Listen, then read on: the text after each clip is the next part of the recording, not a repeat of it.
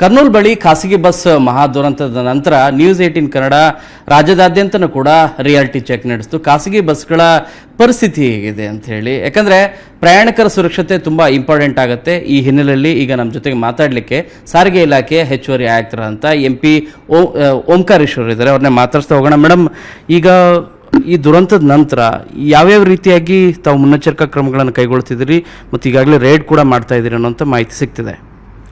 ಈ ದುರಂತದ ನಂತರ ನಮ್ಮ ಸಾರಿಗೆ ಸಚಿವರು ನಮಗೆ ನಿರ್ದೇಶನಗಳನ್ನ ಕೊಟ್ಟಿದ್ದಾರೆ. ಸುರಕ್ಷತಾ ಕ್ರಮಗಳ ಬಗ್ಗೆ ಪ್ಯಾಸೆಂಜರ್ಸ್ ವೆಹಿಕಲ್ಸಲ್ಲಿ ಎಸ್ಪೆಷಲಿ ನೀವು ಸುರಕ್ಷತಾ ಕ್ರಮಗಳನ್ನ ನೀವು ನೋಡಲೇಬೇಕಂತ ಹೇಳಿ ತಂಡಗಳನ್ನೆಲ್ಲ ರಚನೆಯನ್ನು ಮಾಡಿದ್ದಾರೆ.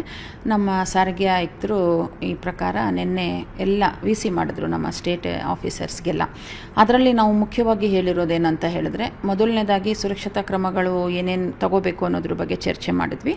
ಅದರಲ್ಲಿ ಎಮರ್ಜೆನ್ಸಿ ಎಕ್ಸಿಟ್ ಇಂಪಾರ್ಟೆಂಟು. ಯಾಕಂದರೆ ಈಗ ಈ ಥರದ್ದೇನಾದರೂ ಅವಘಡಗಳಾದವಾಗ ಎಮರ್ಜೆನ್ಸಿ ಎಕ್ಸಿಟ್ ತುಂಬ ಇಂಪಾರ್ಟೆಂಟ್ ಆಗುತ್ತೆ. ಈ ಎಮರ್ಜೆನ್ಸಿ ಎಕ್ಸಿಟ್ಗಳು ಆ್ಯಕ್ಚುಲಿ 4 ಇರಬೇಕು ಅಂತ ಇದೆ ಬಸ್ಗಳಲ್ಲಿ. ಇತ್ತೀಚಿನ ಲಕ್ಸುರಿ ಬಸ್ಸಲ್ಲಿ ನೀವು ನೋಡ್ತೀರಾ ಎಲ್ಲ ಟಫ್ ಅಂಡ್ ಗ್ಲಾಸ್ಗಳು ಹಾಕೋತಾರೆ. ಆ ಟಫ್ ಅಂಡ್ ಗ್ಲಾಸ್ನ ಹೊಡೆಯೋಕ್ಕೆ ತುಂಬ ಕಷ್ಟ ಇದೆ. ನೀವು ಇವನ್ ಹ್ಯಾಮರೆಲ್ಲ ಹಾರೆ ತೊಗೊಂಡು ಹೊಡೆದ್ರು ಅದೆಲ್ಲ ಹೊಡೆಯೋದಿಲ್ಲ.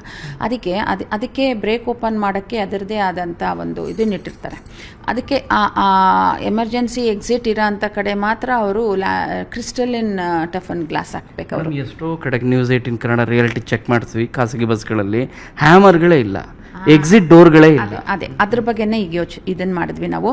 ಕಂಪಲ್ಸರಿಯಾಗಿ ಅವರು ಈ ಹ್ಯಾಮರ್ನ ಇಡಬೇಕು, ಆ ಕ್ರಿಸ್ಟಲಿನ್ ಗ್ಲಾಸ್ನ ಮಾತ್ರ ಹಾಕಿರಬೇಕು. ಏಕೆಂದರೆ ಅದರಲ್ಲಿ ಹೊಡೆದ ಕೂಡಲೇ ಅದು ಬ್ರೇಕ್ ಓಪನ್ ಆಗುತ್ತೆ ಮತ್ತು ಪ್ಯಾಸೆಂಜರ್ಸು ಇಮಿಡಿಯೇಟಾಗಿ ಎಸ್ಕೇಪ್ ಆಗಲಿಕ್ಕೆ ಅನುಕೂಲ ಆಗುತ್ತೆ. ಮತ್ತು ಇದ್ರ ಬಗ್ಗೆ ಈಗ ನಾವು ಫ್ಲೈಟಲ್ಲೆಲ್ಲ ನೋಡ್ಬೋದು. ನಾವು ಹೊರಡೋಕ್ಕಿಂತ ಮುಂಚೆ ಅವರು ನಮಗೆ ಸೀಟ್ ಬೆಲ್ಟ್ ಹಾಕ್ಕೊಳ್ಳೋದು ಹೇಗೆ, ಇದು ಆಕ್ಸಿಜನ್ ಮಾಸ್ಕ್ ಬರುತ್ತೆ, ನೀರ್ ಮೇಲೆ ಲ್ಯಾಂಡ್ ಆದರೆ ಹೆಂಗೆ ನೀವು ಇಳಿಯೋದು ಅನ್ನೋದ್ರ ಬಗ್ಗೆ, ಆ ಥರದ ಬಗ್ಗೆ ನಾವು ಇವಾಗ ಬಸ್ ಹೊರಡೋದಕ್ಕಿಂತ ಮುಂಚೆ ಒಂದು ವಿಡಿಯೋ ಮಾಡಿ ಹಾಕೋಣ ಅಂತ ಅಂದ್ಕೊಂಡ್ವಿ. ಬಟ್ ವಿಡಿಯೋ ಮಾಡಿ ಹಾಕಿದ್ರೆ ಕೆಲವೊಂದರಲ್ಲಿ ಇದೆ ಡಿಸ್ಪ್ಲೇನೇ ಇರೋದಿಲ್ಲ. ಅದಕ್ಕೋಸ್ಕರ ಒಂದೊಂದು ಈಗ ನಾವು ಅವ್ರನ್ನೆಲ್ಲ ಓನರ್ಸ್ನೆಲ್ಲ ಕರೆದುಬಿಟ್ಟು ಅವ್ರುಗಳಿಗೆ ಹೇಳೋಣ ಅಂತ ಅಂದ್ಕೊಂಡಿದ್ದೀವಿ.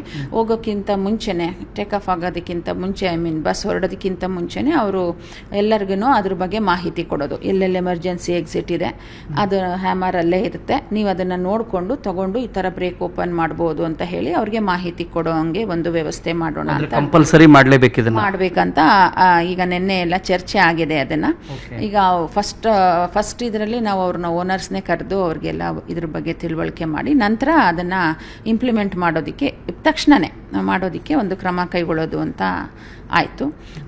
ಎರಡನೇದಾಗಿ ಈ ಫೈರ್ ಅಲಾರ್ಮ್ ಇಂಪಾರ್ಟೆಂಟ್ ತುಂಬ. ಈಗ ಬಸ್ಸಲ್ಲಿ ಏನಾದರೂ ಬೆಂಕಿ ಹತ್ಕೊಳ್ಳೋ ಅಂಥದ್ದು ಆ ಥರದ್ದು ಏನಾರು ಆಯಿತು ಅಂತ ಅಂದವಾಗ ಇಮಿಡಿಯೇಟಾಗಿ ಫೈರ್ ಅಲಾರಮ್ ಇತ್ತು ಅಂತ ಹೇಳಿದ್ರೆ ಅದು ಓಡ್ಕೊಳ್ಳುತ್ತೆ.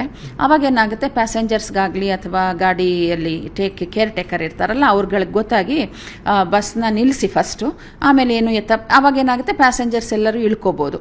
ಸೊ ಇದು ಫೈರ್ ಅಲಾರಮ್ ಬಗ್ಗೆ ಇರಲೇಬೇಕಾಗುತ್ತೆ. ಅದು ಈ ಬಸ್ ಬಾಡಿ ಕೋಡಲ್ಲಿ ಹೇಳಿದ್ದಾರೆ, ಅದು 2023 ಆಗಿರೋವಂಥ ಬಸ್ಗಳಲ್ಲೆಲ್ಲ ಇರಲೇಬೇಕಂತ ಹೇಳಿ ಕಂಪಲ್ಸರಿನೂ ಮಾಡಿದ್ದಾರೆ.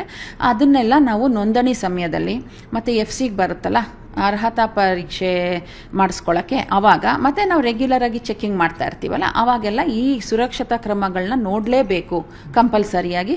ಅಕಸ್ಮಾತ್ ಅದೇನಾದ್ರು ಅಳವಡಿಸ್ಕೊಂಡಿರಲಿಲ್ಲ ಅಂತ ಹೇಳಿದ್ರೆ ಅಂಥ ಬಸ್ಗಳನ್ನ ನಾವು ಮುಂದಕ್ಕೆ ಹೋಗೋಕ್ಕೆ ಬಿಡಬಾರ್ದು ಅನ್ನೋ ಒಂದು ತೀರ್ಮಾನವನ್ನು ಮಾಡಿದ್ದೇವೆ. ಮೇಡಮ್, ಇನ್ನು ಪ್ರೈವೇಸಿ ವಿಚಾರದಲ್ಲಿ ಈ ಕರ್ಟನ್ಗಳನ್ನು ಹಾಕ್ತಾರೆ, ಅವು ಕೂಡ ಕೆಲವು ಏನಾಗ್ತದೆ, ಕೆಲವು ಅಗ್ನಿಗೆ ಬೇಗ ಆಹುತಿ ಆಗೋ ರೀತಿಯಾದಂಥ ಮಟೀರಿಯಲ್ಗಳನ್ನು ಹಾಕ್ತಿದ್ದಾರೆ ಅನ್ನೋದಿದೆ.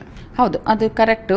ಲಾಸ್ಟ್ ಟೈಮ್ ಒಂದ್ಸತಿ ಈ ಥರ ಆದವಾಗ ಕರ್ಟನ್ಗಳೇ ಉಲ್ ಬೇಸ್ಡ್ ಕರ್ಟನ್ ಇತ್ತಂತೆ, ಅದು ಬೇಗ ಬಗ್ಗಂತ ಹತ್ಕೊಂಡಿರೋದು ಅಂತ. ಬಟ್ ನಿನ್ನೆ ನಮ್ಮ ಸ್ನೇಹಿತರೊಬ್ಬರು ಮಾತಾಡ್ತಾ ಇದ್ರು, ಒಂದು 20 ಸೆಕೆಂಡ್ಸ್ ಅಥವಾ 1 ನಿಮಿಷ ಅಂತಲೇ ಅಂದ್ಕೊಳ್ಳಿ, 1 ನಿಮಿಷ ಅಥವಾ 2 ನಿಮಿಷದ ತನಕ ಅದು ಫೈರ್ ರೆಸಿಸ್ಟ್ ಮಾಡುತ್ತಂತೆ. ಅಂಥ ಮೆಟೀರಿಯಲ್ ಬಂದಿದೆ ಇವಾಗ ಅಂತ ಹೇಳ್ತಾ ಇದ್ರು. ಸೊ ಅದಕ್ಕೆ ನೋಡ್ತೀವಿ ನಾವು ಈಗ ಆ ಥರದನ್ನೇ ನೀವೇನಾದರೂ ಹಾಕಲಿಕ್ಕೆ ಪ್ರಯತ್ನ ಮಾಡಿ ಅಂತ, ಆ ಥರದನ್ನೇ ಹಾಕಬೇಕು ಅನ್ನೋದ್ರ ಬಗ್ಗೆನೂ ನಾವೀಗ ಯೋಚನೆ ಮಾಡ್ತೀವಿ. ಇದ್ರ ಬಗ್ಗೆನೂ ನಿನ್ನೆ ಮಾತಾಯಿತು, ಮೆಟೀರಿಯಲ್ಸ್ ಯಾವ್ಯಾವ ಥರದ್ದು ಯೂಸ್ ಮಾಡಬೇಕು ಅವರು ಅಂತ ಹೇಳಿಬಿಟ್ಟು ಅದ್ರ ಬಗ್ಗೆನೂ ನಾವು ಈಗ ಮೇಡಮ್, ಈಗ ಗಡುವು ಏನಾದರೂ ಕೊಡ್ತಿದ್ದೀರಾ ಎಷ್ಟು ದಿನ? ಈಗ ಬಹುತೇಕ ಪ್ರೈವೇಟ್ ಬಸ್ಗಳಲ್ಲಿ ಈ ರೀತಿಯಾದಂಥ ಫೆಸಿಲಿಟೀಸ್ ಇಲ್ಲ. ನಿಮಗೆ ಹ್ಯಾಮರ್ ಇರ್ಬೋದು, ಅಥವಾ ಅಲಾರಾಮ್ ಇರ್ಬೋದು, ಅಥವಾ ತಾವು ಹೇಳ್ತಿರುವಂಥ ಹೊಸ ಕರ್ಟನ್ಸ್ಗಳಿರ್ಬೋದು, ಇವುಗಳಿಗೆ ಏನಾದರೂ ಗಡುವು ಕೊಡ್ತೀರಾ ಖಾಸಗಿ ಬಸ್ಗಳಿಗೆ? ಇದು ಗಡುವು ಕೊಡುವಂಥ ವಿಚಾರ ಅಲ್ಲ. ಈಗಾಗಲೇ ನಿನ್ನೆ ಬೆಳಿಗ್ಗೆನೇ ನಾವು ವಿ.ಸಿ ಮಾಡಿರೋದ್ರಿಂದ ಅದು ಕರ್ನೂಲ್ ಬಸ್ ಆ ಘಟನೆ ಆದ ನಂತರದಿಂದನೇ ಶುರು ಮಾಡಿದ್ದೀವಿ ನಾವೆಲ್ಲ. ಈಗ ನಾವು we are on the job. ಈಗಾಗಲೇ ಇದ್ರ ಬಗ್ಗೆ ಎಲ್ಲ ಕಂಪ್ಲೀಟಾಗಿ ನಾವು ಎಲ್ಲರಿಗೂ ನಮ್ಮ ಆಫೀಸರ್ಸ್ಗೆಲ್ಲ ಇದ್ರ ಬಗ್ಗೆ ಇನ್ಸ್ಟ್ರಕ್ಷನ್ಸ್ ಕೊಟ್ಟಿದ್ದೀವಿ. ಈಗಾಗಲೇ ಶುರು ಮಾಡಿದ್ದಾರೆ ಅವರು ಈ ಸುರಕ್ಷತಾ ಕ್ರಮಗಳಿರೋ ಅಂಥದ್ದನ್ನೆಲ್ಲ ಚೆಕ್ ಮಾಡಲಿಕ್ಕೆ ಮತ್ತು ಇಲ್ಲದೆ ಇರೋವಂಥದ್ದು ಬಸ್ಗಳನ್ನ ನಿಲ್ಲಿಸಲಿಕ್ಕೆ ಈಗಾಗಲೇ ಕ್ರಮ ತೆಗೆದುಕೊಂಡಿದ್ದಾರೆ. ಒಂದು ವೇಳೆ ಅದೇ ರೀತಿಯಾಗಿ ಹಾಗೆ ನೆಗ್ಲಿಜೆನ್ಸಿಯಾಗಿ ಬಸ್ ಆಪ್ರೇಟ್ ಮಾಡ್ತಾ ಇದ್ರಿ, ಏನು ಮಾಡ್ತೀರಿ? ಇಲ್ಲ, ನಾವು ಅದಕ್ಕೆ ಅವಕಾಶ ಮಾಡಿಕೊಡಲ್ಲ. ಈಗ ನಾವೆಲ್ಲ ದಿನ ನಾವು ಇಲ್ಲಿಂದ ಮಾನಿಟರ್ ಮಾಡ್ತಾ ಇದ್ದೀವಿ. ಪ್ರತಿಯೊಬ್ಬರೂ ಪ್ರತಿ ಆಫೀಸರ್ಸ್ಗೂ ನಾವು ಕೇಳಿ ಮಾಡಿ ಇವತ್ತು ಏನಾಯಿತು, ಎಷ್ಟು ಮಾಡಿದ್ರಿ, ಇದನ್ನ ಯಾಕೆ ಮಾಡಲಿಲ್ಲ ಅಂತ ಎಲ್ಲ ಕೇಳಿಕೊಂಡು ಕಂಟಿನ್ಯೂಸ್ ಆಗಿ ಇವತ್ತಿಂದ ಮಾನಿಟರಿಂಗ್ ಇದ್ದೇ ಇರುತ್ತೆ. ಇಲ್ಲಿವರೆಗೂ ಎಷ್ಟು ವೆಹಿಕಲ್ ಸೀಸ್ ಮಾಡಿದಿರಿ ಮೇಡಮ್? ಎಷ್ಟು ದಂಡ ಹಾಕಿದಿರಿ? ಅಲ್ಲ, ದಿನ ಆಗ್ತಾನೇ ಇರುತ್ತೆ. ಈಗ ಮೊನ್ನೆ ನಾವು ಇದು ಅತಿಬೇಲೆ ಚೆಕ್ ಪೋಸ್ಟಲ್ಲಿ ಒಂದು AITP ಪರ್ಮಿಟ್ಸ್ ಅಲ್ಲಿ ಓಡ್ತಿದ್ದಂಥ ಒಂದು 25 ಬಸ್ಗಳನ್ನ ನಾವು ಸೀಸ್ ಮಾಡಿದ್ವಿ for want of Karnataka tax. ಆ ಥರ ನಮಗೆ ಈ ಥರ ವೈಲೇಷನ್ ಇದ್ದಂಥದ್ದು ನಾವು ಕೇಸಸ್ ಕಂಟಿನ್ಯೂ ಆಗ್ತಿರ್ತೀವಿ. ಟ್ಯಾಕ್ಸ್ ಇಲ್ಲದೆ ಇರೋವಂಥದ್ದನ್ನೆಲ್ಲ ಗಾಡಿ ಸೀಸ್ ಮಾಡ್ತಾ ಇದ್ದೀವಿ. ಓಕೆ, ಬಟ್ ಈ ಸೀಸ್ ಈ ಆಪರೇಷನ್ ಕಂಟಿನ್ಯೂ ಇರುತ್ತಾ ಹೇಗೆ? ಇಲ್ಲ, ಕಂಟಿನ್ಯೂ ಇದೊಂಥರ ನಿರಂತರ ನಮ್ಮದು ಎನ್ಫೋರ್ಸ್ಮೆಂಟ್ ಆಕ್ಟಿವಿಟೀಸು ಯಾವಾಗ್ಲೂ ಕಾರ್ಯಾಚರಣೆ. ಬಟ್ ಪ್ರೈವೇಟ್ ಬಸ್ ಅಸೋಸಿಯೇಷನ್ ಅವರು ಗಂಭೀರವಾದಂಥ ಆರೋಪ ಮಾಡ್ತಾ ಇದ್ದಾರೆ ಮೇಡಮ್. ವೆಹಿಕಲನ್ನು ನೋಡದೆ FC ಕೊಡ್ತಾರೆ.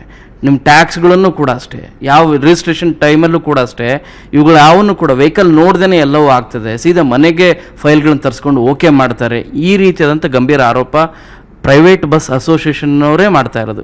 ಏನು ಹೇಳ್ತೀರಿ ಮೇಡಮ್? ಪ್ರೈವೇಟ್ ಬಸ್ ಅಸೋಸಿಯೇಷನ್ ಅವ್ರು ಮಾಡ್ತಾ ಇರೋದು ಇದು ನಮ್ಮ ರಾಜ್ಯದ್ದಲ್ಲ.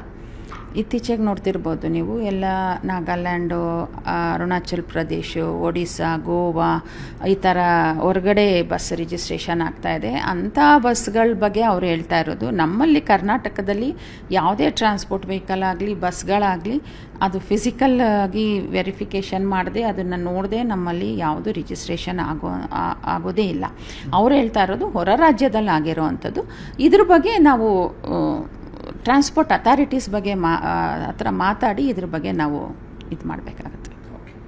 ಸೊ ಇದು ಸಾರಿಗೆ ಇಲಾಖೆಯ ಅಪರ ಆಯುಕ್ತರಾದಂಥ MP ಓಂಕಾರೇಶ್ವರರ ಮಾತು. ಬೆಂಗಳೂರಿಂದ ಕ್ಯಾನೋ ಪರ್ಸನ್ ಗುರುಶೇಖರ್ ಜೊತೆ ಶರಣು ಹಂಪಿ, ನ್ಯೂಸ್ 18.